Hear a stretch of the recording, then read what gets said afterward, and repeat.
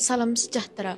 Saya Faikah Humaira dari TV PXS My akan membawa anda semua ke Hari Anugerah Kecemerlangan Akademik bagi tahun 2024-2025 yang berlangsung pada tanggal 26 Julai 2025 di Dewan Seri Iskandar.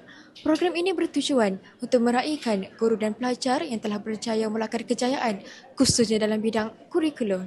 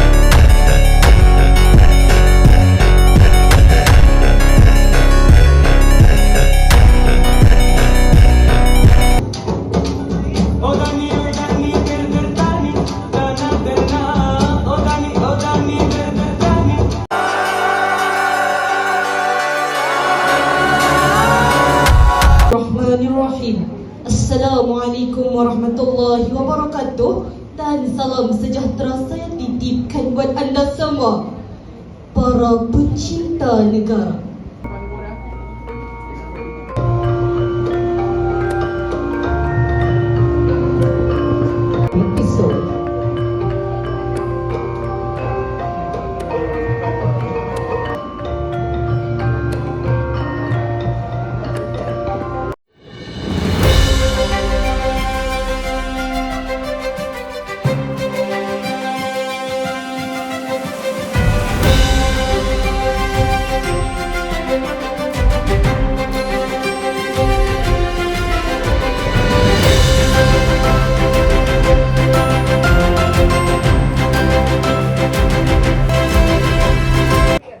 Bersama saya Tuan Haji Ronsil bin Razak, YDPP IBJ SMK Alang Iskandar. Terima kasih Tuan kerana sudi diwawancara. Apa pesanan atau nasihat Tuan kepada penerima anugerah hari ini? Terima kasih saudari Faikah. Okey, pesanan saya mudah je. Pertama, perlu pelajar yang ingin cemerlang, pertamanya dia perlu patuh dan taat kepada perintah Allah, kan?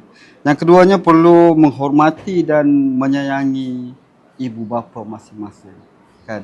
Dan yang terakhir, guru, kan? Guru seorang yang sangat penting dalam kehidupan seorang pelajar. Tanpa guru, siapalah pelajar. Jadi guru juga perlu dihormati dan disanjungi dan diingati setiap nasihat yang keluar daripada mulut guru. Terima kasih Tuan. Boleh tu. Maka dengan ini berakhirlah sudah Hari Anugerah Kecemerlangan Akademik SMK Alang Iskandar tahniah diucapkan kepada semua penerima anugerah.